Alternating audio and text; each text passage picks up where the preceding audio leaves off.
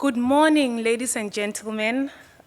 Welcome to this morning's session on investing in rain, pathways to a sustainable future at the World Water Week's 2023 in Stockholm. This session, like all the other sessions, are anchored on the theme on innovation and drive and action towards the UN Action Agenda, and contributing to the achievement of the commitments made at the UN Water Conference. And thus, the Stockholm World Water Week thematic scope is Seeds of Change, Innovative Solutions for a Water-Wise World. Welcome. My name is Shanani Baloyi, and I'm a program officer at SIWI's Africa Regional Center based in Pretoria. And I have been contributing to the transforming investments in African rainfed agriculture, and hence today I'm pleased and excited to have you joining us as I facilitate this session titled Investing in Rain, Pathways to a Sustainable Future. Please note that this session has been convened together with the Center for International Forestry Research, Food, Agriculture, and Natural Resources Policy Analysis Network, Stockholm International Water Institute, World Agroforestry Center, and the Zambezi Water Course Commission. I would like to indicate that we are on site and we are also joined by remote speakers and participants online. And some ground rules would be that we'll have a Q&A towards the end of the session. You can participate in that by raising your hand. And I have a technical host who is supporting me online, Ms. Nelisom Tetwa, who will monitor the chat function for all online participants where you can drop your questions. And I encourage our remote speakers to also pay attention to that chat function and be assisting in terms of answering to some of the questions.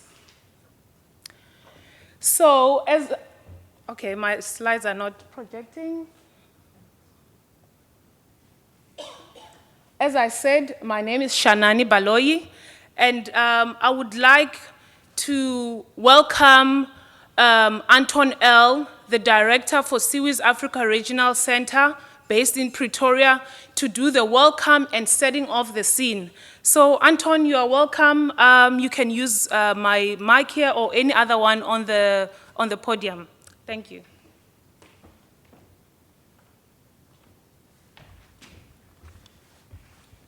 Thank you very much, Shanani, and good morning, everybody. This is one of the first sessions of this year's World Water Week. Welcome, everybody, to the waterfront. Feels like a very apt venue to be holding the World Water Week, and a very apt venue for talking about rainfall. It strikes me as being quite strange that we're in the world of water, and yet we don't talk about rain.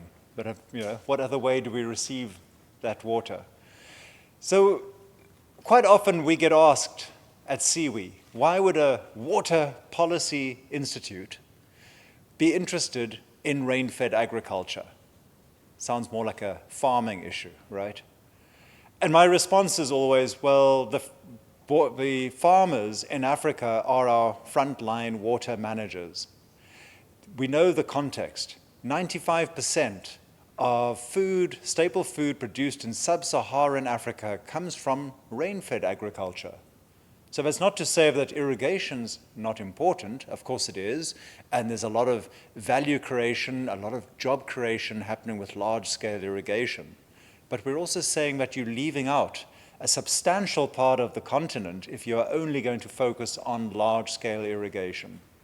So that is why we have said, well, we need to make sure we pay attention to what's happening in the smallholder agriculture space, which is predominantly rain-fed, and make sure that they can also receive some investments because of that role that farmers play as catchment managers, essentially. So at scale, all of their actions that they take on their small plots of land cumulatively have a huge impact on catchment management.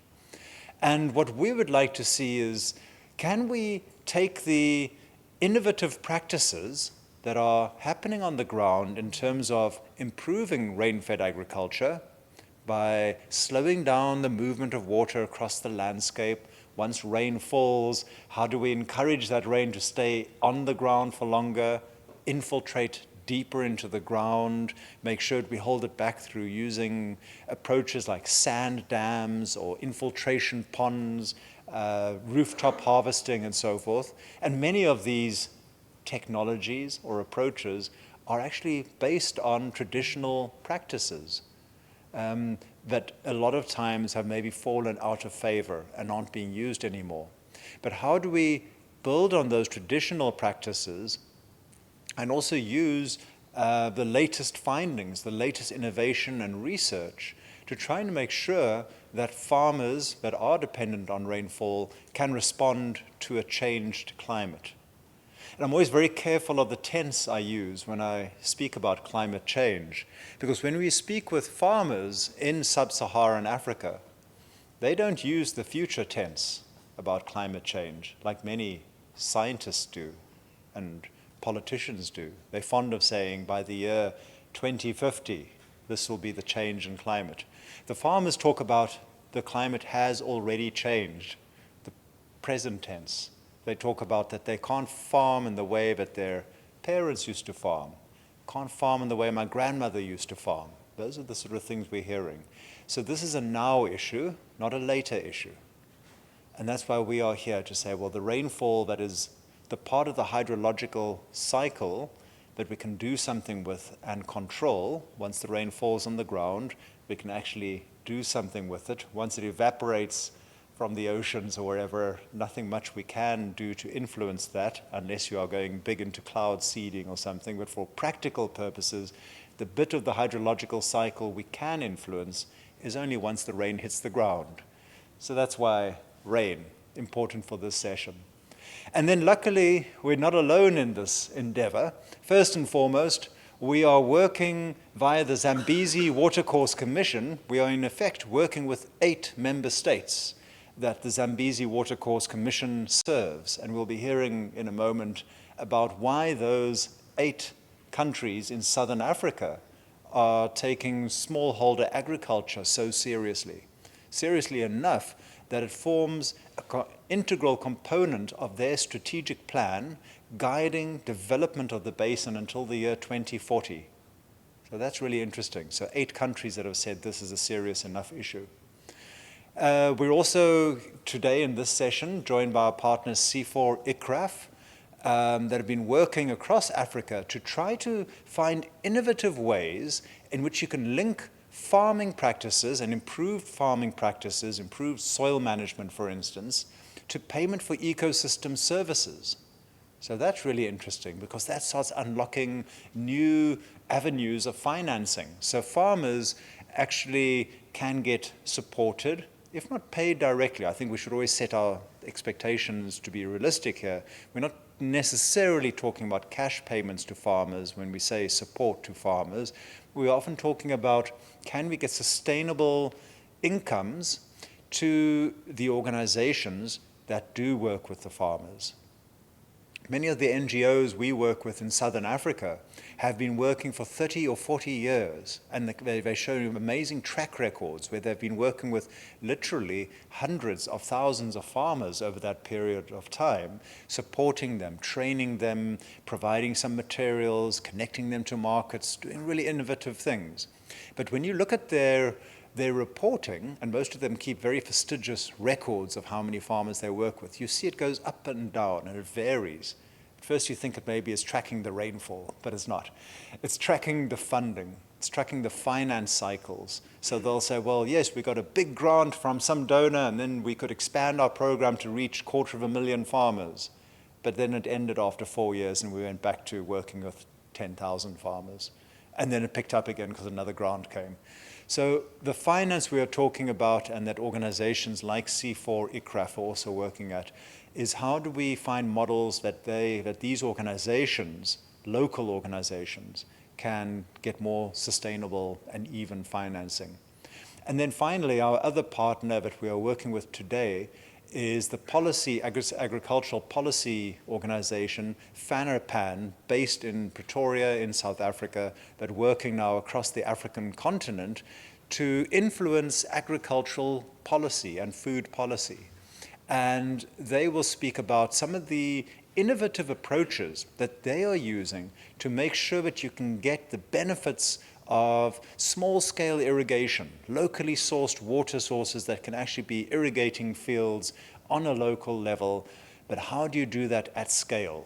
How do you do that at a cost that is manageable and in a way that is sustainable for farmers actually to make use of? And they'll speak about some of the projects that they're doing, which is not just on the supply side of water, but also, interestingly, on the demand side. How can you work with your soils and your soil management techniques to reduce your need for local sources of water? So even when irrigation is available, how do you make sure you're using that water most effectively? So we see it very much as a partnership, as multiple organizations all playing in this space and making a contribution. With that, I say welcome to the session.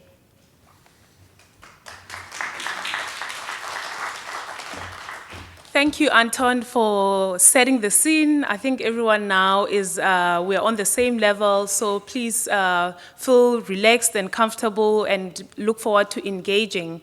And still in the spirit of welcoming and openings, I would like to invite the Executive Secretary of the Zambezi Watercourse Commission, a trained economist who has experience in energy and the water space, to come and tell us really why a water commission would be interested or engaged with rain or smallholder farmers. Over to you, Felix, for your opening.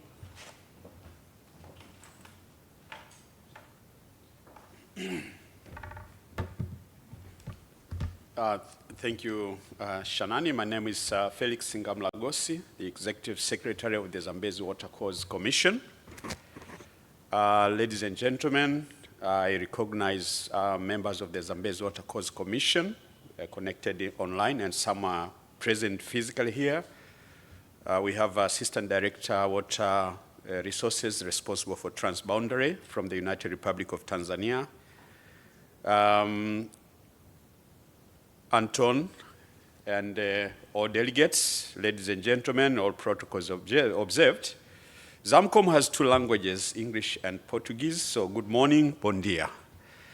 I feel privileged to stand before you this morning to give opening remarks in this session at the World Water Week 2023, where we are focusing on investing in rain as one of pathways to a sustainable future. Allow me to thank you all for making your time, but allow me to also say a few words about ZAMCOM. ZAMCOM is in full, Zambezi Watercourse Commission, is the fourth Africa's largest river basin organization after Nile, Congo, and Niger. It is an intergovernmental organization that brings together 8 riparian states that share the Zambezi River. These are Angola, Botswana, Malawi, Mozambique, Namibia, United Republic of Tanzania, Zambia, and Zimbabwe. The commission was set up through an agreement, we call it a ZAMCOM agreement, in 2004, with the objective to promote the equitable and reasonable utilization of the water resources for the Zambezi, but also to promote efficient management and sustainable development that goes with it. The agreement hinges on a wider policy, regional policy framework of cooperation, and that is the SADC protocol on shared water causes. The SADC protocol focuses or seeks to foster closer cooperation for sustainable and coordinated management, protection, and utilization of shared water causes. Now, in order to implement or to realize the aspirations of this agreement, the riparian states, through ZAMCOM, have developed a long-term strategic plan for the Zambezi watercourse, which runs up to 2040. The strategic plan identifies a number of key challenges that impact livelihoods and development in the region as a whole, in the 8 riparian states. These challenges include, 1, extreme poverty in the basin. 2, we have disasters there. We have floods as well as droughts.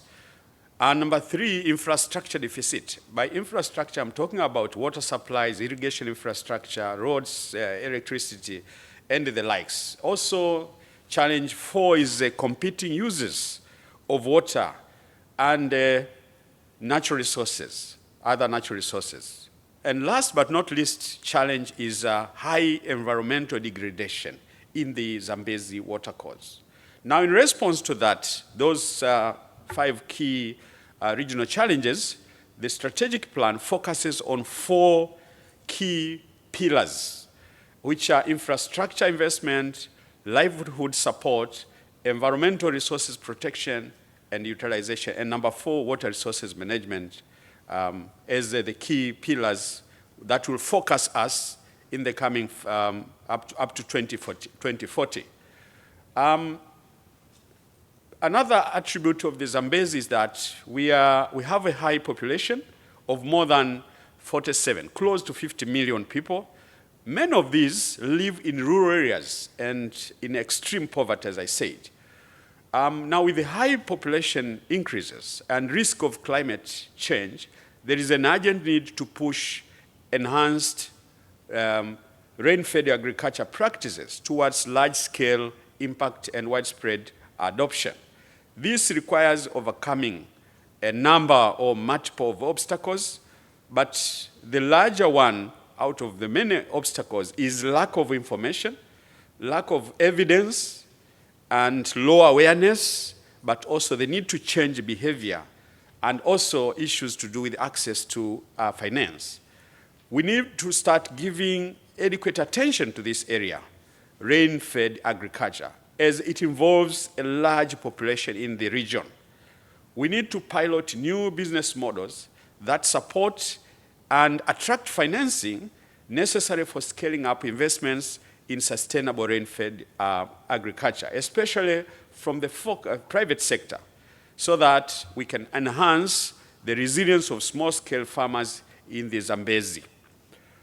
It is for this reason that ZAMCOM has teamed up, as Anton said, has teamed up with the SIWI in the implementation of a transforming investment in African rain-fed agriculture project. We abbreviate it as TIARA project in the Zambezi watercourse. This project is fully aligned to the ZAMCOM strategic plan, especially pillar number 2 on livelihood support. This pillar in the strategic plan focuses to minimize poverty and address socioeconomic, environmental, and climatic challenges that affect the ability of the communities to adapt or respond to shocks. Also, TIARA project is aligned to pillar number 3 of the strategic plan for the Zambezi, which is environmental resources protection and utilization. This pillar in the strategic plan focuses on addressing poor land use methods, deforestation, issues to do with erosion, loss of soil fertility, and overgrazing. The project is also aligned to a 3rd pillar in the strategic plan, pillar number 4, which is on water resources management. The pillar aims to ensure the existence of solid, scientific, evidence-based platforms of sound water resources management and development information, but also practices, knowledge packages for sustainable development in the region. For ZAMCOM, Zambezi Watercourse Commission, smallholder farmers are the frontline water managers. Why? Because improved actions by these farmers on their fields cumulatively contribute to improved water resources management through reduction of runoffs, increasing infiltration into groundwater, but also reducing soil erosion and sedimentation into water bodies in the Zambezi watercourse. All these put together make a rationale why the Zambezi Water Commission and the riparian state continue seeking partnerships with like-minded institutions, researchers, financiers, development partners, and others to invest in rain. And we all believe that it is the pathway to sustainable future. Ladies and gentlemen, As I wind up my remarks, I wish to again thank all delegates joining this meeting or this session, online and virtually.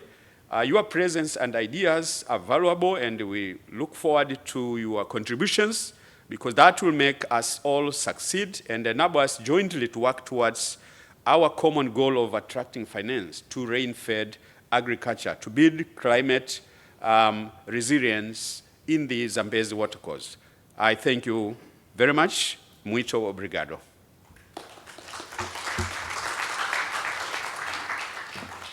Thank you, Felix. Now moving on to our remote speakers, I would like to hand over to Dr. Chilidzi Madzivandila to do his keynote speech. Dr. Chilidzi Madzivandila is the CEO for FANRPAN, and he's got background in policy analysis, research in the food systems, agriculture, and natural resources. Over to you, Dr. Madzivandila.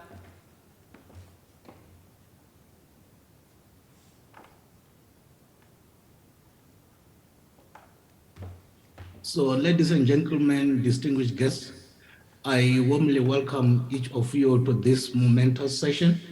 This event has been well organized in close partnership with other esteemed organizations, and I will wish to pass my greetings to colleagues from Center for International Forestry Research, CIFOR, World Agroforestry Center, ICRAF, Stockholm International Water Institute, SIWI, and Zambezi Watercourse Commission, ZAMCOM.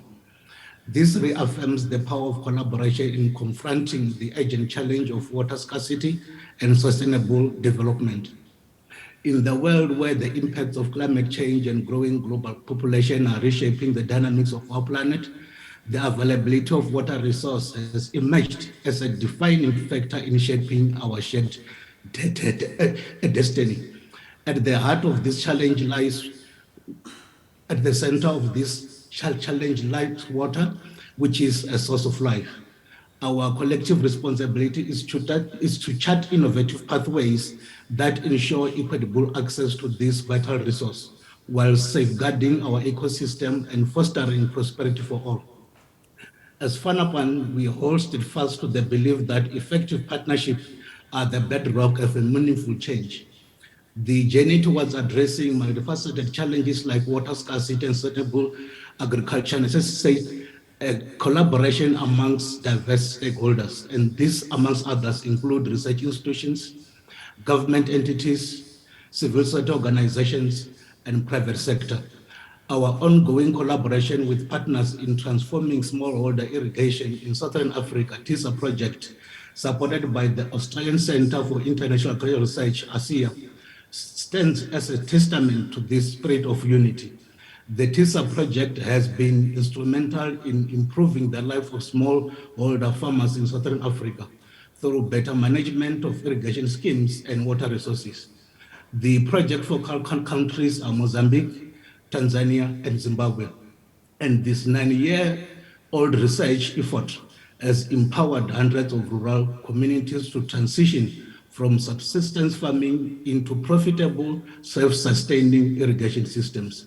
Today, we are here to shine a spotlight on the importance of linking rain-fed agriculture to catchment management, with emphasis on 1, ecosystems, and 2, biodiversity preservation.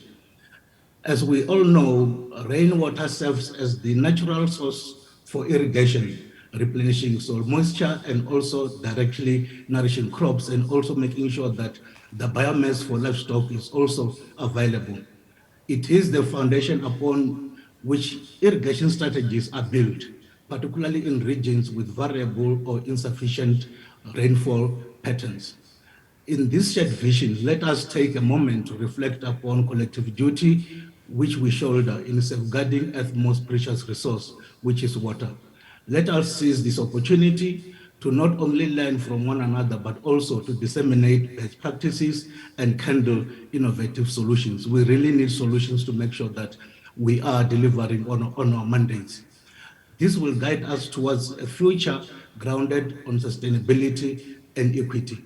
I extend my heartfelt gratitude to our partners, speakers, participants for their presence to this crucial conversation. I thank you so much.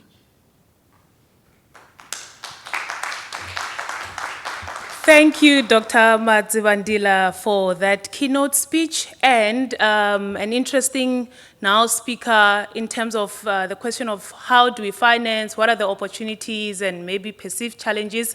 I would like to call on my fellow Salzburg Global fellow, Monica Altamirano, who's a Director of Climate Impact at Water Equities. So Monica will also be part of the panel discussion. So if you can keep it short now, and then we can elaborate on the next session. Thank you. So it's great to be here and to share also this moment with you. And Sanani, when we met in Salzburg, actually the whole question was how do communities can access finance? And I think this session today, how these farmers can access finance to make that transition and become those water managers, right, and water stewards, it's pretty similar.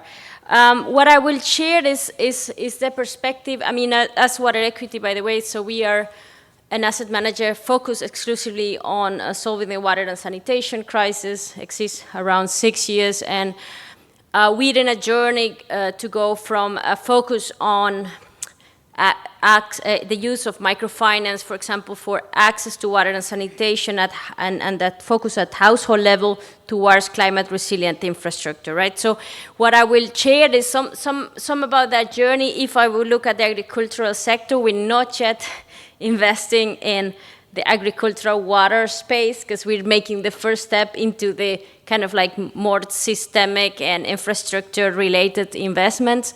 But we can see already that agriculture will play a big role, right? We're expanding our impact framework from a focus on access towards mitigating water pollution and helping water quality of freshwater bodies, and then also mitigating the effects of scarcity. So if you look at those two last impact areas, quality and scarcity, of course, agriculture, when you run the numbers and see they by using so much percentage of the water, but also being actually a main source of pollution, it will play a role. So we're happy to start to engage in this conversation. We're not yet investing in that space, and also some of the stuff that I will be sharing and also in the panelists, because in the past I was doing quite a lot of research on nature-based solutions, for water security. So if we look at the investor's perspective is, first of all, I think the good news is definitely from an impact investing perspective, there is much more interest in water-related and agricultural water-related investments because first of all, the whole discussion on ESG and how material are those impacts will push the needle toward investments in the real economy and investments that are pure in terms of impact. So if we look at this type of projects, they have that potential. There is also, I think, a whole range of financial mechanisms that are being developed, not just from a water perspective, but also in terms of biodiversity, resilience, right? And a word that is coming up a lot, regeneration. And all of those have to do with, many of them point to the need to transition for our food systems. If we don't transition that, we won't have that regenerative economy we all dream for. And when the issue is that how do the smallholders can access that finance to do that transition? And they're like major barriers. Like if we would like to look at them, because one point also why we need to go careful in that process from households towards climate resilient infrastructure is that our reason to exist with a sister organization of water.org, but the reason of our existence is to show to the capital markets that to invest in water can generate risk-adjusted returns, and it's a good investment, right? So we have to go careful in that process. And if we would look at some of these deals, right now, it's challenging the scale, of course, right? So then again, if they are not organized, these farmers in cooperatives and other ways and legal entities where you could actually reach a certain scale, it will be very difficult unless through microfinance loans, right? But any other instruments will be difficult, and the track record. And I would like to emphasizing that part, because I used to work also on a water institute, and we did many pilots around the world on very exciting things, but once an equity fund came to us and asked us, can you point us to the entrepreneurs that we would like to invest now on? The question was, we don't know, because in any of those pilots, we work with volunteers. We were not creating legal entities that are part of that success and that can say, I was part of all these pilots, and so now I can go to the next size and lever that money, right? So the track record will be quite a challenge, I think, if we look at them. And so I would ask you to see how you can organize all of this work, creating local private sector entities. It doesn't matter, it can be one-person company, but that start to be able to show that they were part of this and that they have the capabilities, so that some equity investors, like will be the case for us in the infrastructure space, is then saying, yeah, I see, you have a good team, you have done all of that, and then our risk perception will go down, right? So I don't know how I'm making in terms of time. Sanani, do I have 1 minute more, or? Okay, 2 minutes, okay. So, and so I think, and the way I see this, that the way it could develop is, one is, of course, there is the part of these farmers working more with those companies that they supply to. We just had this morning a session, and then we see companies like they're not engaging with such farmers, and therefore taking some of those risks, right? And that transition, and also maybe some of the pre-investment. So that could be one track. Another track, I think, that would be quite interesting to explore, because then you would be able to do what are so-called mosaic projects that capture not just the water aspect, but also the biodiversity and the carbon credits that could come from such practices, is that you start to develop small project development companies in those places that you work, right? And then they become the ones who can work with farmers and structure all the contractual issues to capture those values into something that is more, attractive. So thank you.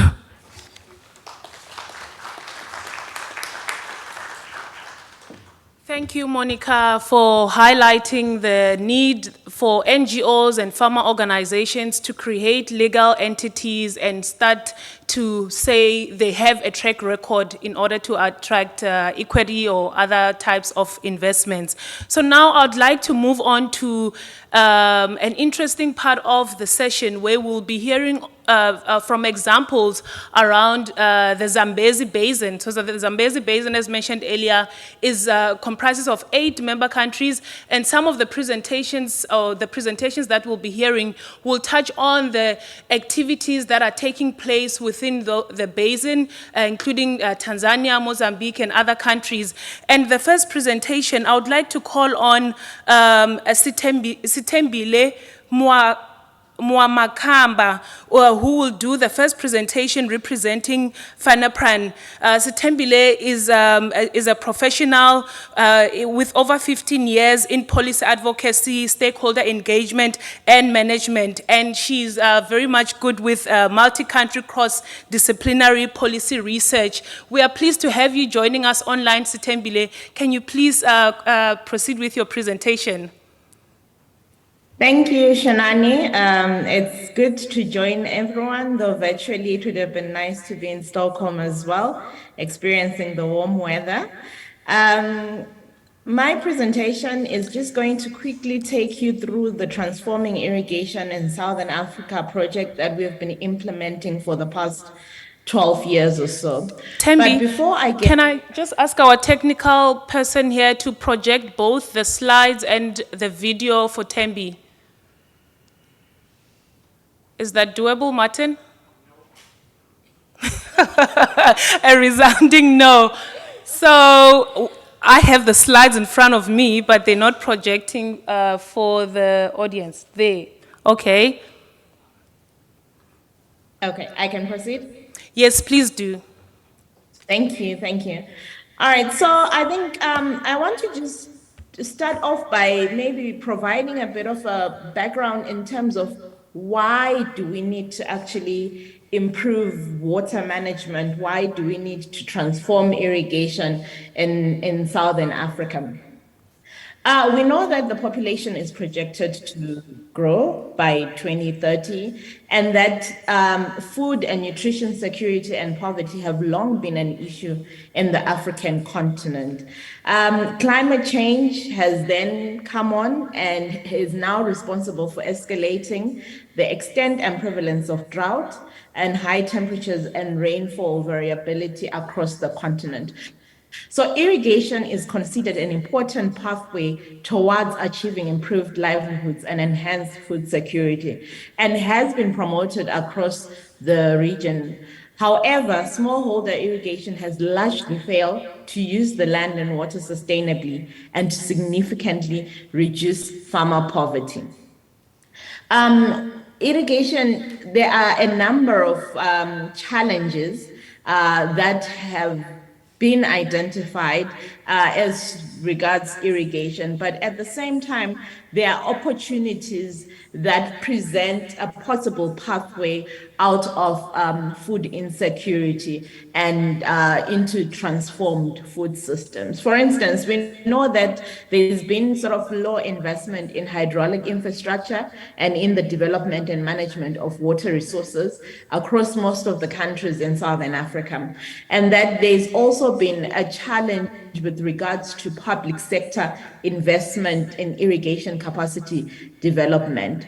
But one of the sort of biggest opportunities that we have seen in recent years is the commitments of African governments to the Sustainable Development Goals, but not only to the Sustainable Development Goals, but to the continental agenda that is encapsulated in the African Union's Comprehensive Africa Agriculture Development Program, CAADP, which has since transitioned into the Malabo Declaration on Transforming Agriculture.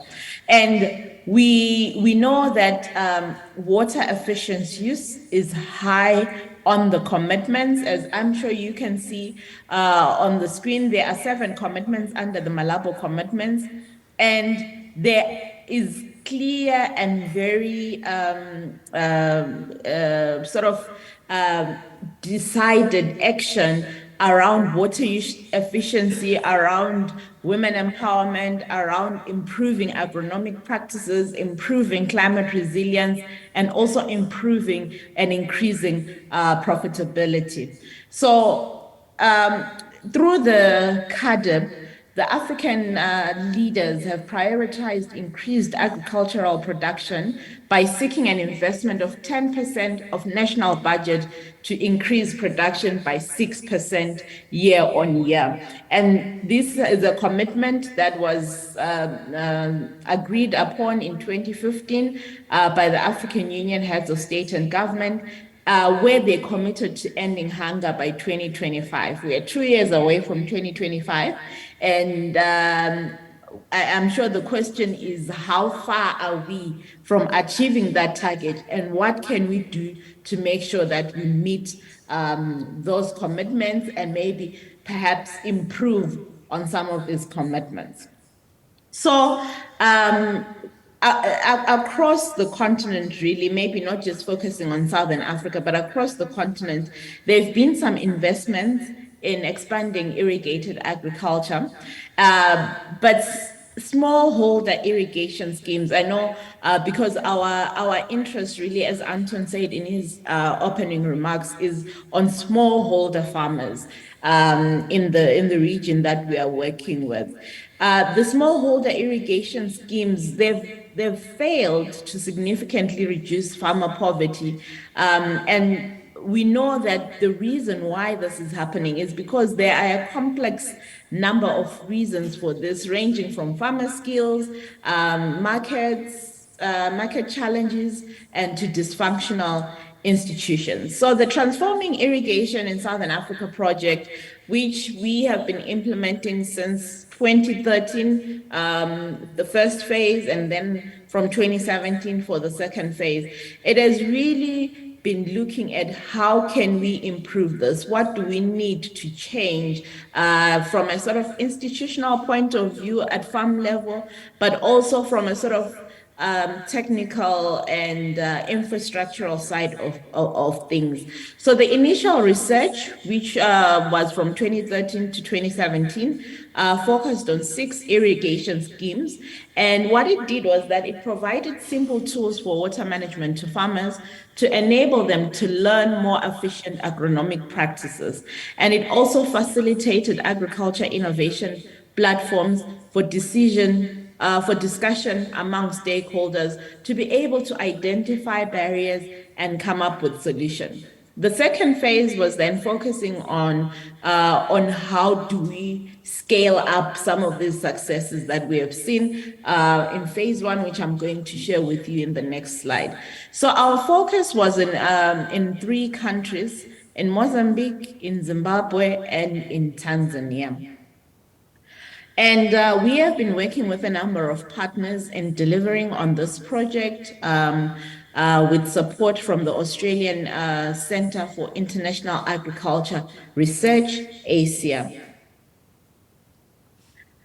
In terms of our objectives, we're looking at evaluating agriculture innovation platforms to identify and overcome institutional and market barriers to greater water productivity, and also deploying and testing innovative water and solid monitoring systems to stimulate farmer learning towards greater water productivity. And on the policy side of things, identifying and communicating economic and policy incentive mechanisms for greater water productivity.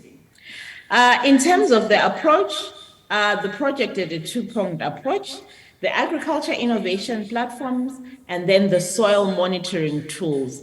And these 2 sort of components working together were designed to sort of have a direct influence on profitability of these small-scale irrigation schemes. We wanted to move away from the thinking that these are development type sort of projects or initiators, but we wanted to make sure that the irrigation schemes become profitable and the farmers actually get money out of these, and that they're able to then improve their livelihoods. So in terms of the simple tools that were used, we had the chameleon, which is a reader that shows water stress that plants are experiencing at 4 depths in the soil.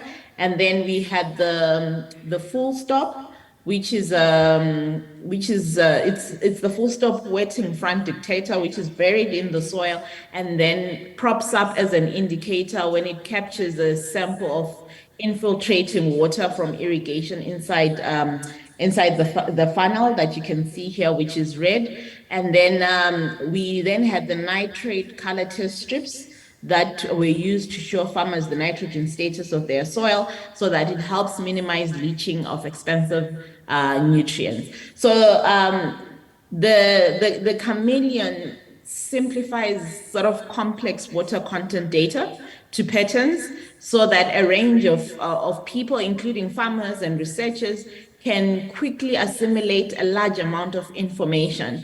And the project was designed to capture more information and to record what farmers think about the data and what action they then take in response to it. Then in terms of the agricultural innovation platform, so the AIP is a forum established to sort of foster interaction among group of relevant stakeholders around a shared agricultural interest. For instance, in the case of Zimbabwe, it is around a water bill that the irrigation scheme had accumulated over a number of years for pumping water into the scheme that they couldn't sort of pay off. And the power supply company had then decided to sort of shut off the energy source to the scheme, and now the farmers were sitting with a situation where they couldn't get water and therefore they were not able to produce. as they should have been. So the AIPs, they sort of seek to harness innovations related to whether technology processes, institutional and social organizational arrangements. And the idea is to really promote these innovations and partnerships that go beyond agricultural value chains and are able to sort of bring a special mix of skills to work with the farmers to be able to improve their productivity. So in the last 12 years, we have seen a number of changes in the communities that we have been working in. And I think I'm just going to present this in 3 slides. First, looking at resource management, then looking at crop production improvement, and then looking at social changes. And also linking to the sort of commitments that we are seeing from the African leaders through the CADIP as well as the Malabo Declaration. So we have seen enhanced water use efficiency, where irrigators are reducing frequency of irrigation because of the information that they're getting from the tools. And this has then resulted in saving 3 to about 19 hours of labor per cycle. And we've also seen increased availability of water to irrigate other portions of land, where in previously farmers used to just, keep on watering one area, regardless of whether the soil has got moisture or not. And that will then be at the expense of another, because they had certain allocations of how much water they can use. So we see this as sort of directly contributing to one of the commitments that we are seeing within the Malabo area, which talks about increasing the size of irrigated land. And also in terms of improving agronomic practices, this has directly sort of contributed to addressing the commitment on resilience to climate-related risk, with that talks about the target of at least 30% of agricultural land is placed under sustainable land management. So in terms of crop production, we've also seen an increase in crop production, which has resulted in improved incomes for the farmers, which has really resulted in improved access to quality products as well, because if they improve their productivity, they've got more money in their pockets, and that money allows them to get better quality production inputs. And this is also related to one of the commitments and the targets that we see in the Malabo Declaration around doubling the current levels of quality agriculture input for crops. And of course, we have also seen a reduced conflict over sort of scarce household financial resources, and improved cohesion and increased trust among the irrigators. So there are some really good changes that we have seen over the years. The AIP process has also developed problem-solving and visioning skills, because community members are able to come together to sort of collectively identify a challenge and work together to solve it. They are also working with extension workers. They're also working with agriculture officers in the areas. So there's now a sort of better approach in terms of development initiatives that are designed for farmers, where farmers are actually able to identify what their priorities are. And Tembi, can I please ask you to wrap up? Sorry to interrupt you. Okay, no problem. I'm actually going to my last slide. That's at the key lessons that we have learned. Empowering farmers with simple tools to use can help them generate their vision, confidence, innovation, and knowledge.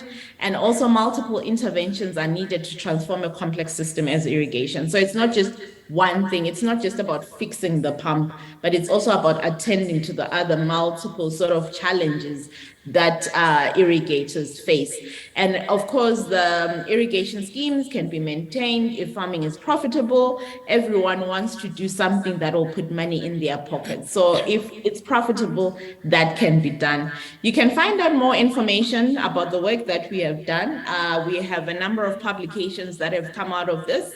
where we actually have a how-to guide of transforming smallholder irrigation schemes in Africa. And we have several academic articles that have been published in the International Journal of Water Resources. Thank you so much, Shanani, for the time. And I welcome any questions after this. Thank you. Thank you, Tembi. So we'll be taking questions at the end of 2 more presentations. And now I'd like to hand over to Maimbo Malesu, who is the country coordinator for CIFOR-ICRAF Zambia. Over to you, Malesu, and just remind you to please be mindful of the time as we're running behind schedule. Okay, good morning.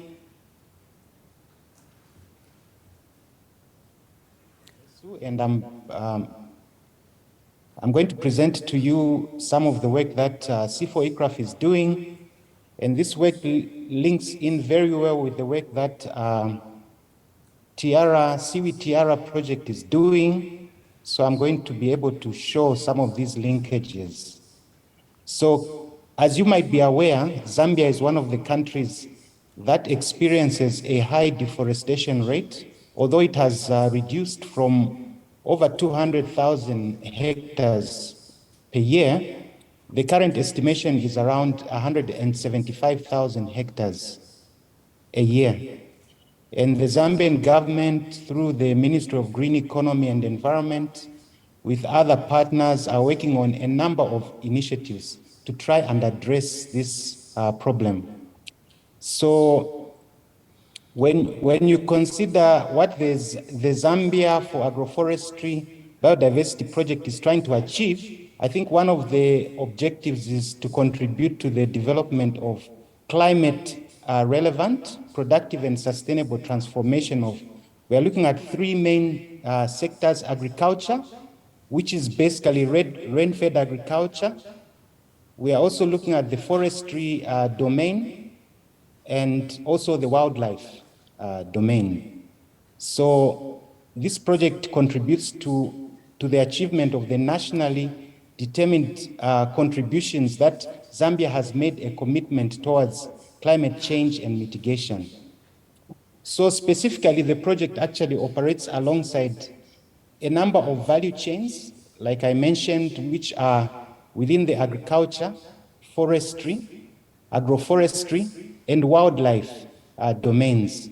So we are trying to identify and come up with sustainable value chains that can be developed from these 3 main domain areas.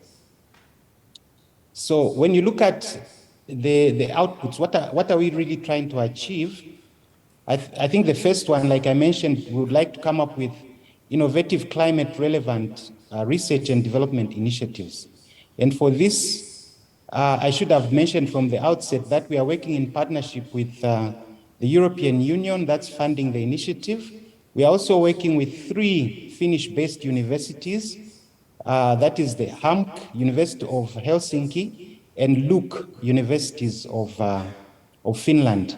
We are also collaborating with the University of Zambia as well as Lungushi University here in Zambia. So really we are trying to apply science and come up with innovations that can then be proven through research and development and made available for communities to apply these innovations. So we are identifying value chains that can be piloted and integrated within existing markets. We are also looking at business and policy innovations. Now, we are trying to build business cases alongside other partners. I mentioned that we are working with Tiara. We are also working with Komako in coming up with business cases then that can be upscaled using grants, because this project is actually going to provide some financing for communities to apply and upscale the innovations which have been researched on. Then, of course, we want to make knowledge available that can strengthen decision-making. Now, coming to the focal areas, you notice that we are working mainly in the Zambezi, Lower Zambezi, the Luangwa, as well as the Muchinga or Nyika plateau. So in short, we call it the Lower Zambezi Luangwa-Nyika Corridor, or ZLN, covering 3 provinces, and we are going to pilot a number of innovations within these areas, and I'll talk about that in the next slide. So if you notice, we have already selected a number of pilot sites, but the pilot site which is probably of interest is the site where we are doing the climate smart agriculture. This is in Katete, where the area is really vulnerable to high land degradation due to high population that exists within the area. We are very close to the Malawi border there, and although the rainfall is high, deforestation has been very, very high. Rainfall is high, and there's need for climate smart agriculture investments in order to mitigate for sustainable production. So we are introducing agroforestry interventions in that site and other agroecological approaches, introducing the production of legumes that can help to improve the rotations within the landscapes. The other activity that we are doing, of course, the pilot activity, is within the Lusaka province, where we are looking at holistic landscape management with non-timber forest products being promoted alongside climate smart agriculture and agroforestry value webs. We are also looking at restoration activities in Nyimba, where we are using bamboo to restore areas that have been degraded due to expansive agriculture within that area. And there's very high vulnerability in that Nyimba site due to low agricultural potential and then high risk to drought. So we are helping to see how the capture of more rainfall through restoration can help to improve the situation in that area. Now, moving on to the next slide, I think you can see that we are promoting quite a number of value webs. And value webs is a concept that we have developed within this project. Like in this particular example, we are looking at maize and legume agroforestry system, where we have other products that can be offtakes from that main value chain. Like, for example, you can have livestock. From the maize, you can have other, other benefits, like maybe production of feed that can be given to livestock and so on. And then the agroforestry systems can provide things like improving the soil fertility, fodder, energy, and also from the energy, you can develop other offtakes from that. Then I would like to say that there are quite a number of value chains that we have identified, and some of the main ones which I have mentioned here is bamboo. That's one of them. The other one is an orchid, which is mainly found in the northern part of Zambia, that is Muchinga province. And this orchid is currently diminishing, actually. It has been over-harvested, and we are trying to see ways in which it can be preserved and even cultivated. We're also looking at the issue of the mopani worm. The mopani worm has also been harvested heavily in those areas, and it's also leading to a lot of deforestation. So people cut down the trees to harvest the mopani worm. So we are trying to find what other sustainable ways are there to ensure that the trees within that ecosystem are protected. And finally, we also have the legumes that we are trying to develop.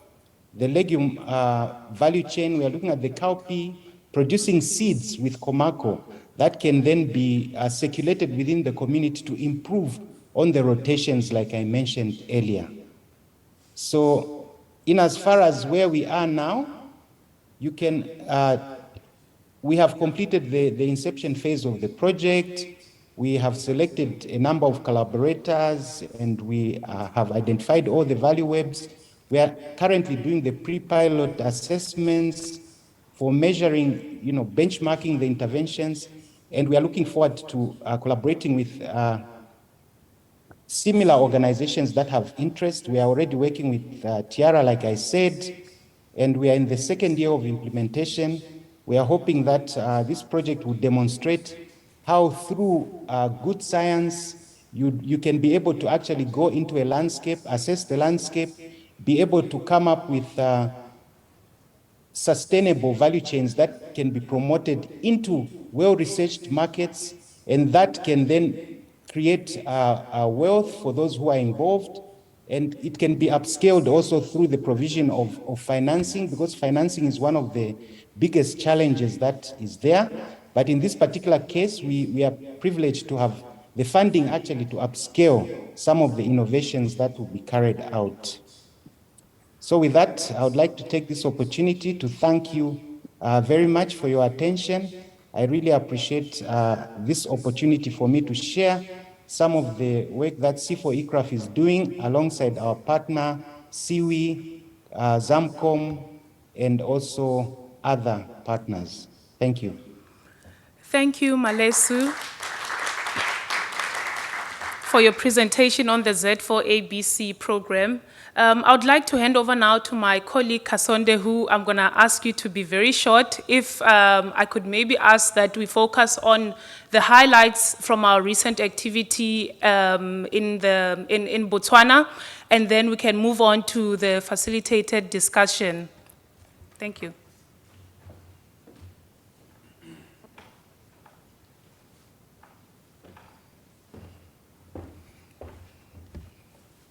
I'll keep to time, don't worry. Okay, thank you so much. So the project that we're implementing in the Zambezi watercourse, as we've heard, is the TR project.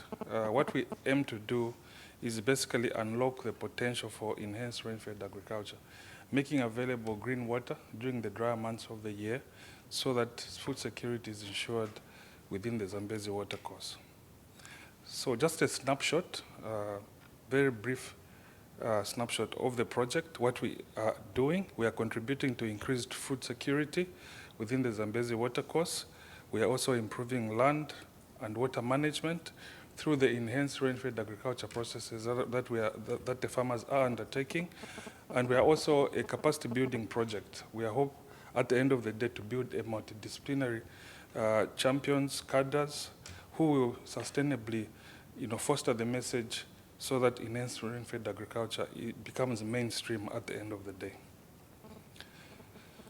So this slide basically gives a snapshot of why we are implementing, why we are acting as an advocacy for the rainfed agriculture smallholder farmer, who we have heard is the frontline water manager.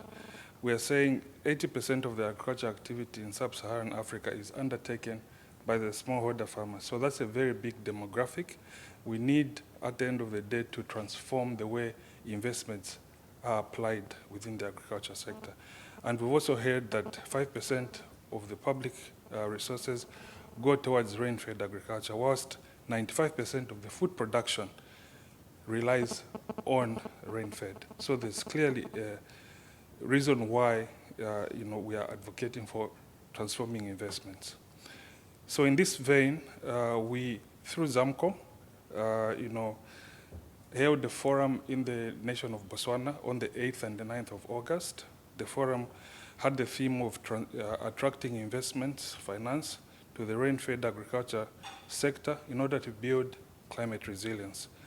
So the forum was convened by ZAMCOM. We were hosted by the government of Botswana, and it was organized by SIWI, CIFOR-ICRAF, as well as GWP.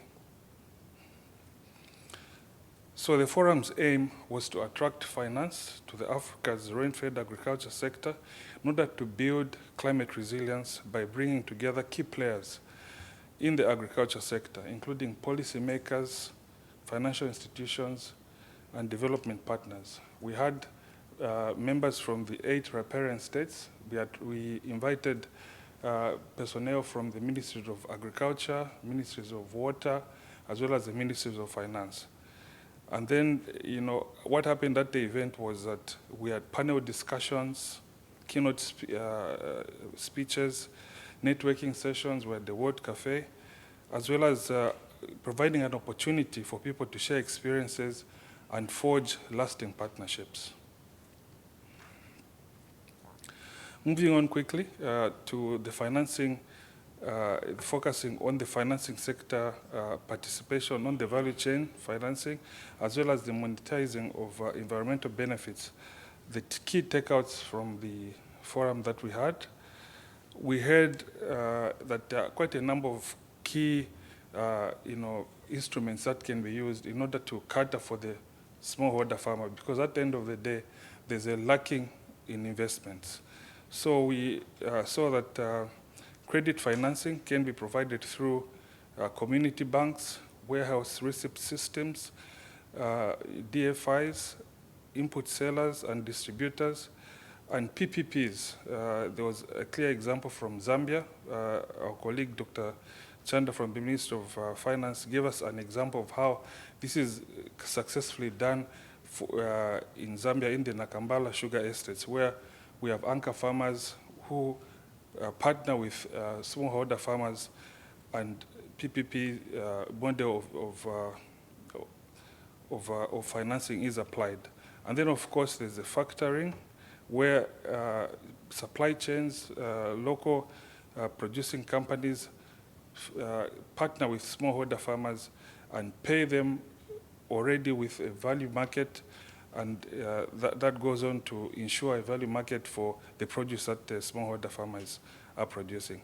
We also had private sector coming on board, and they illustrated how important it was for the regulatory framework to be quite clear so that they can come on board in investing in rainfed agriculture. Government and philanthropy is one of the other ways in which the smallholder farmers can be funded, as well as carbon financing. So just to focus on market-based instruments that we had over there, we heard clearly that payment for ecosystem services is one of the ways in which the smallholder farmer can be financed. And these financial incentives for farmers would work through adopting environmentally friendly practices, which they are already doing, but it's important for us to incentivize them. So examples include reforestation, for instance, soil conservation, watershed management, and so forth. So PES projects are limited in Africa.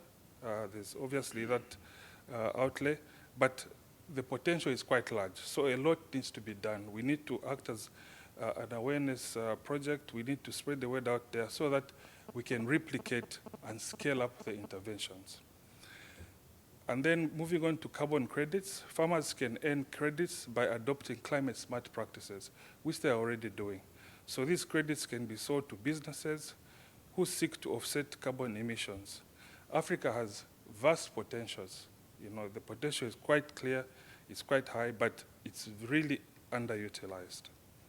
So this slide basically gives the underutilization. When you look at the world average, 865 billion was traded in the compliance market and 2 billion in the voluntary carbon market in 2022. That is last year. But when you look at Africa, it only contributed 11% of the required credits in the voluntary market. So we are really lagging behind. There's a lot that can be done in this particular sector in order to ensure that finances begin to flow to the rain-fed smallholder farmer. So some of the takeaways that we had from the investment forum that we had on the 8th and the 9th, at the Gaborone International Conference Center, we saw that there were challenges in project viability, where high project transactions exist. The cost is quite high, so it acts as a barrier to viability for smallholder farmers. So they really need assistance to come on board. And then looking at the market focus and the potential, Africa primarily taps into the voluntary carbon market, as we saw. But we also have the compliance market, which we can tap into. There's over 800 billion that can be tapped into. So Africa's Carbon Initiative 2023 targets on the voluntary market growth seeks to engage the global bodies to access the compliance market as well. That is in Europe. On the regulatory environment, which is quite key, governments need to play their role in ensuring that the regulatory market is static, and it's very viable for private sector to come on board. So the uncertainty really acts as a barrier. There's a lot that government needs to be done in order to ensure the regulatory climate is market friendly. And then on the carbon market integrity, we saw that local communities are often often receive minimal carbon revenue. So there's that resistance oftentimes. So if there has to be that assurance that at the end of the day, there will be beneficiation to the local communities as well. At the end of the forum, there was a statement of intent. As I indicated earlier, we invited the riparian states. We had representation from all 8 ZAMCOM members, the ZAMTEC members, and we had a call of action, which states as follows: an understanding that there will be there are many unaddressed rain-fed agriculture financing opportunities in the Zambezi watercourse, that the riparian states will promote policies which support the attraction of multiple financing channels to the smallholder farmer for enhancing their agricultural practices and actively contribute to scaling up rain-fed agriculture financing in the Zambezi watercourse. To the extent that resources allow, the member states said they will work towards tracking the deployment of rain-fed agriculture finance in order to improve the return on investment. They were also willing to work with institutional and public financing to seek the deployment of climate finance in the Zambezi watercourse. And lastly, they welcome the opportunity to share their experiences and acquire knowledge of successful business strategies for integrating rain-fed agriculture across all financing opportunities. Thank you so much for the opportunity. Thank you, Kasonde. You can remain on the stage. You can move to the table on the other end. And I would like to invite Professor Anatengbe, Monica back on stage, and Felix back on stage. And this time we're going to take questions. I will prioritize first getting questions from the floor, and then I will also get questions from online. But I would like first to introduce Professor Anna, who is a scientific advisor for SIWI and also with Lund University. And she's an advisor, of course, for the Tiara program, which my colleague Kasonde presented on.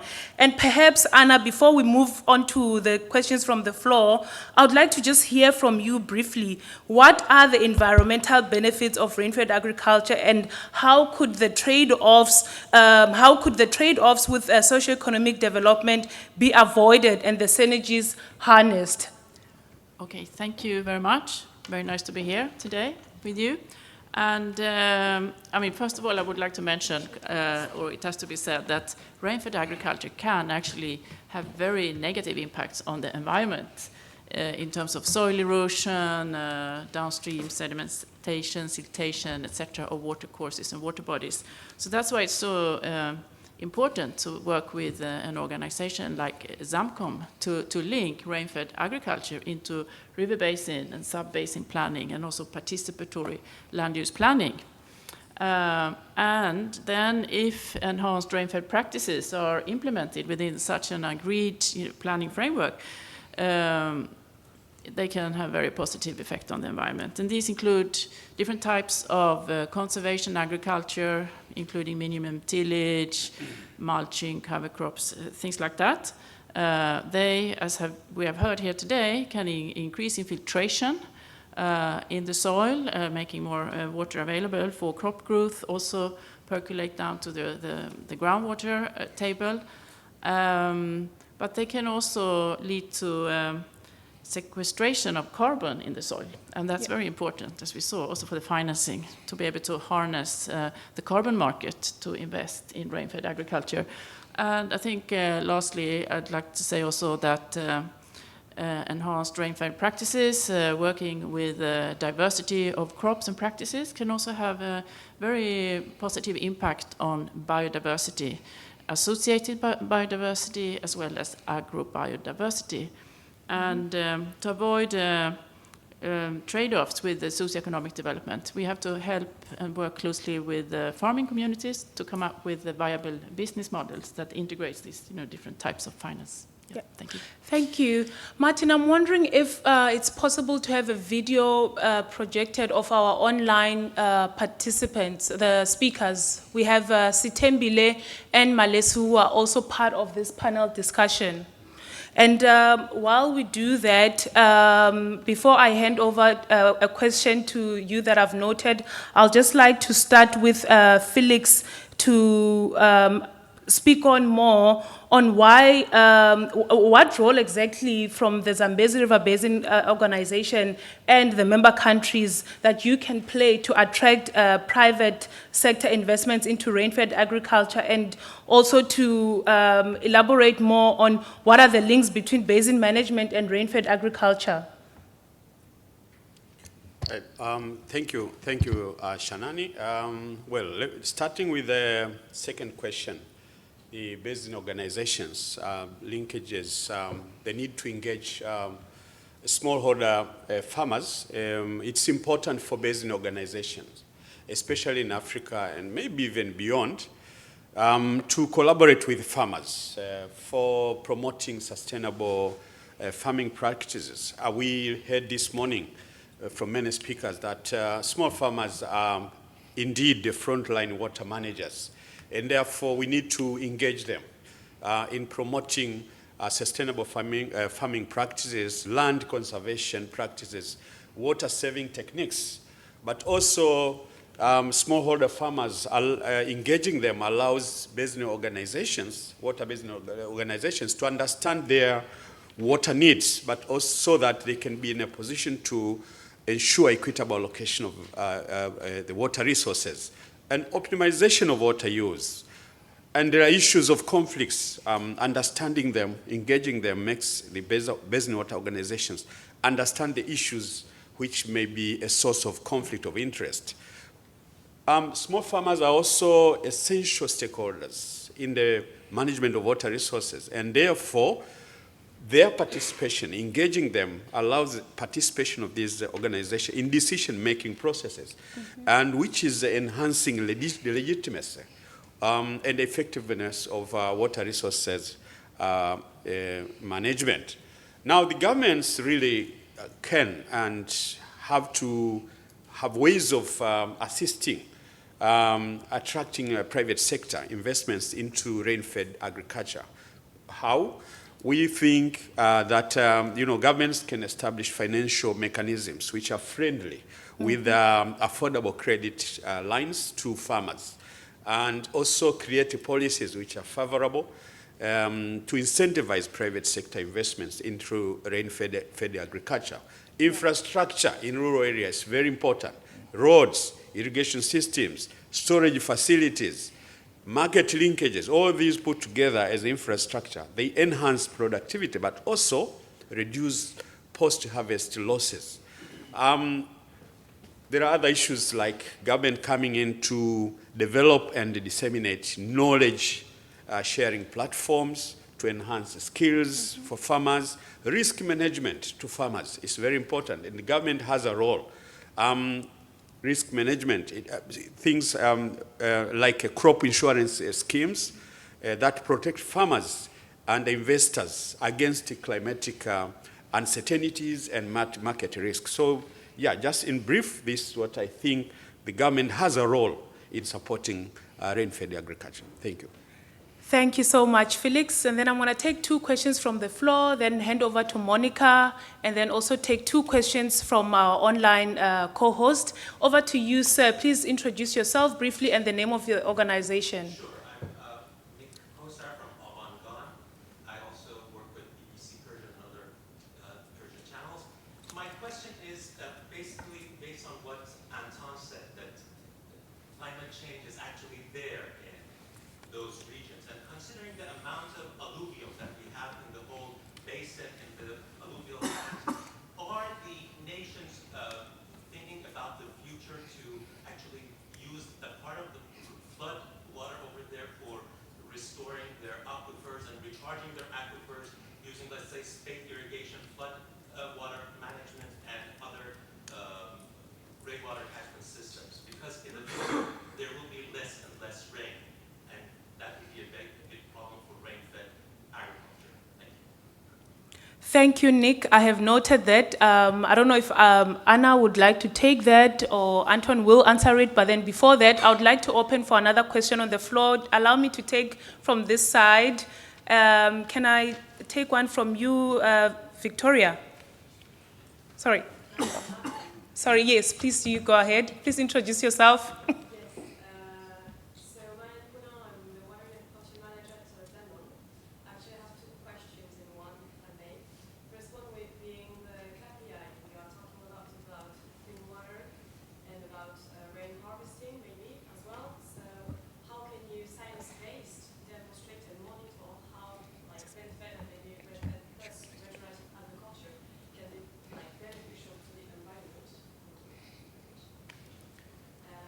Martin, can you assist us with this mic, please? I can be louder if needed. It's for the online audience. Okay. And yes, thank you. And my second question would be, is there any green water credits that can be an option? We talked about carbon credits. So the idea would be, is there any feasibility in the next, for the Tiara program, which I didn't know about and seems quite interesting, to be some kind of a piloting way to figure out if this kind of schemes can gather all of the different partners and stakeholders at the watershed levels. Thank you. Yeah. Thank you. I would like to open the floor for these two questions, and then I'm going to present the ones coming from online. Okay, maybe I can start. I'm not sure I can answer everything, but I can say that definitely water harvesting are part of the rainfed practices of enhanced rainfed agriculture that are being tested and promoted and further developed together with farmers to also help them to adapt to climate change and make their farming systems more resilient. And then how do we demonstrate the positive environmental impact of this in a more science-based way? Well, this can be a challenge, but we are working together with ICRAF using remote sensing to monitor changes in land cover and productivity over larger areas, which is a good indicator of improvement in overall land use. And then for monitoring of soil moisture, there we are engaging farmers and working with local NGOs to collect data, and I think that is being analyzed right now. So we have to use a combination of methods: remote sensing, on the ground, even citizen science involving the farmers themselves. Yeah. All right. And you had two questions. Perhaps I could ask one panelist if they are ready for that to answer just one of the two questions. Okay. Maybe Monica wants to take that. Malesu and Sitembile, also signal if you would like to answer any question. I'll answer that question, and then I want to add a small reflection. So I think you asked about the key performance indicators, but also the idea of green water credits. And I think that just overall, and you as Danona are already involved, of course there is some advances, and it was quite a step this year when the Science-Based Target Network started to talk that how can you make that corporates and companies are going to commit further than just carbon credits into other targets, right? Like water replenishment, biodiversity, and so forth. So I think in general there is a movement to try to get to those standardized process and key performance indicators. Exactly which indicators for rainfed agriculture, it's not something I think the fellow panelists could give much more information.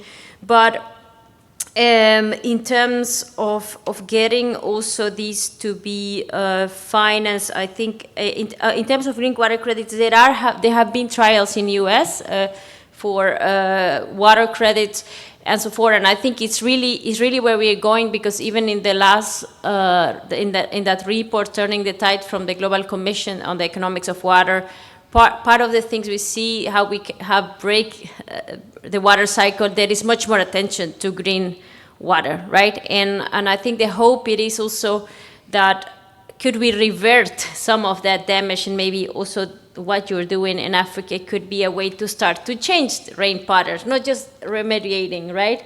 That there will be less rain. We might be still on time to fix the water cycle. So definitely, I think there will be more push for that. But in general, and I was really happy to see all the work on the carbon credits. The idea also from the biodiversity and conservation finance community is that because there is now finally an Article 6 in the last COP, right? The carbon credits, voluntary or else, could be a good base to start, right? And then how do we go adding other credits and stacking up more income for farmers for those other benefits? But definitely would be ideal to see how do you at least secure that base and then add others, Okay, thank you, colleagues. We've got 5 minutes left, so I would like to give an opportunity to Sithembile and Maleso as they are online. To Maleso, there's a question posed for you from the chat, which says they understand that Z4ABC will provide financing to communities to upscale innovative solutions. Can you please give an example of a financing model that would be used once the pre-pilots have proven cases for investments? And then Tembi, you can also prepare with the question that I've just forwarded to you from the chat. And then the rest we can continue asking questions as we walk out. Over to you, Malesu. Okay, thank you, Shanani, and thank you for the question. So these are small grants that are going to be competitive, and they will be based on, assessed, companies that would be eligible, whether cooperatives or individual farmers. We are going to be providing competitive grants ranging from 5,000 euros up to a maximum of 60,000 euros per grant, and based on match funding. And grants would not exceed like 50% of the total value of the proposed action. So it's a 50-50 kind of cost-sharing arrangement. And eligible recipients would be, agricultural producers, forest product producers, food business operators, cooperatives, small, medium enterprise associations, entrepreneurs.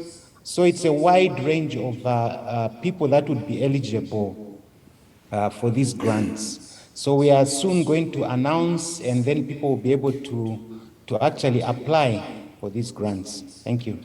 Thank you, Malesu. I think you can reach Malesu through the bios online to apply for those grants. And then over to you, Sithembile, before we let you go. There's a question that says rain-fed and irrigation systems at a landscape or watershed scale are interdependent. How could they be better integrated to simplify management for smallholder farmers? Thank you, Shanani. I think a couple of things come to mind. I think there are some strategies to sort of better integrate those systems and possibly simplify management for smallholder farmers. I'm thinking of three things really: looking at water rights and governance, looking at financial support and incentives, looking at policy and regulatory frameworks. So for instance, with water rights and governance, I think there is need to establish clear water rights and governance structures that consider the needs of both rain-fed and irrigation farmers. And this would prevent conflicts over the water resources.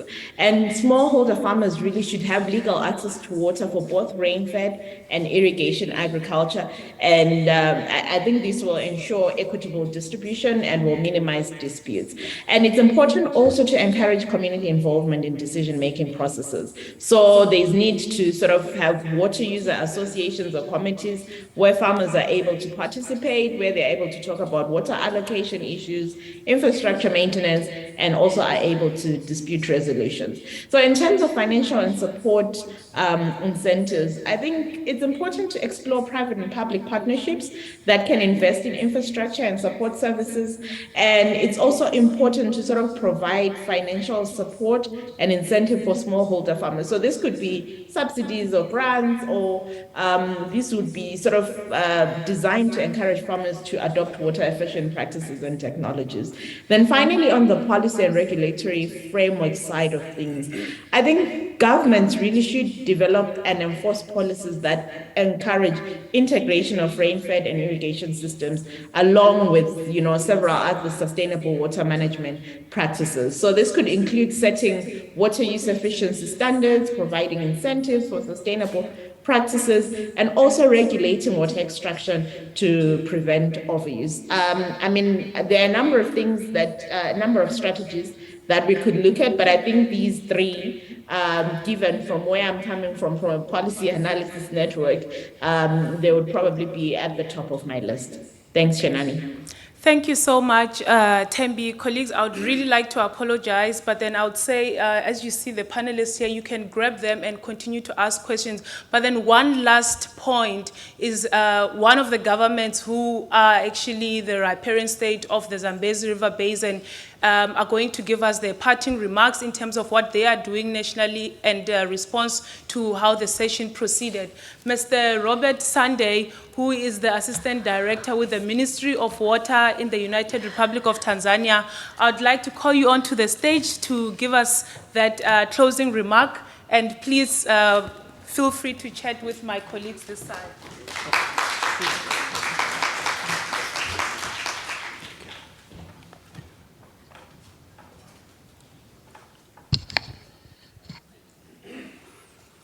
So thank you very much. I know we are behind schedule and I will be very fast. I wish to recognize the presence of all conveners and participants in this room.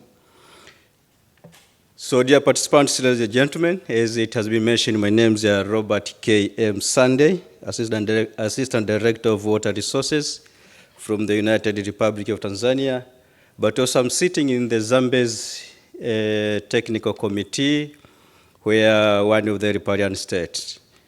So I will be speaking on behalf of the Zambezi riparian states. Of course, also I will be zooming on what the United Republic of Tanzania is doing as far as this discussion is concerned. So we cannot overemphasize the water, climate, food nexus in the Zambezi. As we know that Zambezi has more than 173 million people, but more than 100 million or 115 million people are connected to the subject here, rain-fed agriculture. So the climate and climate variability, land degradation, and so forth, then affects the people in this group. For example, if I speak on the transboundary Songwe and Songwe River Basin, where Tanzania and Malawi, we are managing this basin, which is within the Zambezi. More than 400 people are connected to rain-fed agriculture, and the number of hectares which require transform people from poverty through rain-fed agriculture. Therefore, I can underscore this from implementing the water and the livelihood components, which are in the Zambezi strategic plan, the 22 years strategic plan. But I want to give you some cases in the United Republic of Tanzania. The government now acknowledging and the need to transform agriculture. The government has the target of 10% agricultural growth by 2030, known as 1030. But the government has also established a policy campaign named Build a Better Tomorrow, in short, BBT. The campaign engages and empowers youth with investment capital and land. So youth are given an investment capital and the land to start the farming, with the aim of employing 1 million youth and the women by 2025. The BBT has secured 28 block farms with a total of more than 100 hectares, and established youth incubation centers for training agribusiness skills. And this requires water, and of course, agriculture as a business, and this part of the small-scale farmers. So underscoring the national and the regional situation, and in response to Continental Africa Water Investment Program, Tanzania Water Investment Program, which is under preparation, has dedicated components on gender equality and social inclusion, as well as livelihood improvement, with a significant budget of 2.1 million USD and 1 million USD, respectively. This indeed complements the TRI initiative and the Zambezi Watercourse Strategic Plan. Similarly, as we all know, through catchment conservation, we keep soil moisture, and that supports farming. I'm glad to inform this House that Tanzania is implementing conservation catchment plans across the 9 water basins for the period of 21 to 25 to 30-35, with a total budget of more than 300 million United States. And this also, in a way now, will support rain-fed agriculture by having water stored in the soil. Therefore, in conclusion, Tanzania and the ZAMCOM member states call for partnerships in implementing these water climate resilience plans to support the big population in the region.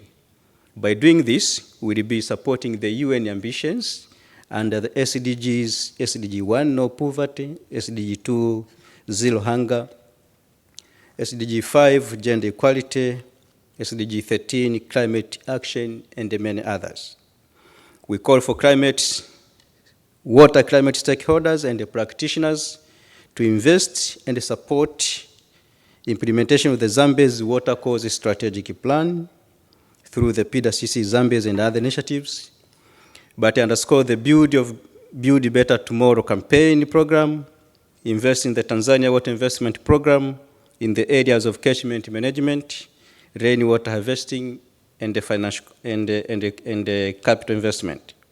It is high time, therefore, to unlock the participation of the private sector in financing smallholder farmers, which accounts to a big percent of the SADC population. The SADC population, which is more than 350 million people, a good number of these are connected to rain-fed farming. I want to finish up by 3 messages. One is increase agricultural value chain. Second, enhance water availability through rainwater harvesting and also the use of groundwater. And 3, make agriculture an attractive sector by providing incentives to youth and the women. We have the time to bring to business, to make agriculture, and through this rain-fed agriculture, in a business mode. I thank you.